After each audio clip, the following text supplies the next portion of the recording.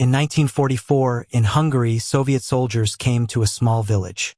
They took one woman from each household to work as corn peelers. Irene was one of the women taken. She had to leave her young child behind. All the women were herded to an unknown location, and although they were unsure where they were going, they knew they had no choice but to obey orders. 2 women tried to escape, but they were immediately shot dead by Soviet soldiers. After locking the train cars, the soldiers began the journey, and only then did the women realize they were being taken as prisoners. The next day, they entered the Siberian region, where temperatures dropped to -30 degrees Celsius. After traveling for 2 days and 2 nights, they arrived at a Gulag station. Like it or not, they had to follow orders. Upon arrival at the Gulag camp, a medical examination was conducted. Each person was injected with a vaccine to prevent infectious diseases. Then, they were ordered to bathe in nearly frozen water. There was no soap, no brushes, not even towels. After bathing, the women were placed in their respective camps. The next day, all the women were gathered together and informed that they would be working as coal miners.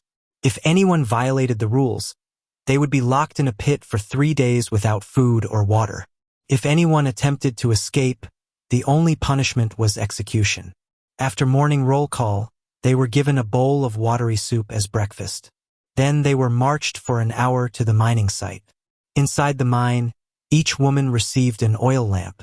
The Soviet soldiers used dynamite to extract coal, and each person had a daily quota to fill 1 cart. If they failed, they wouldn't receive their food ration.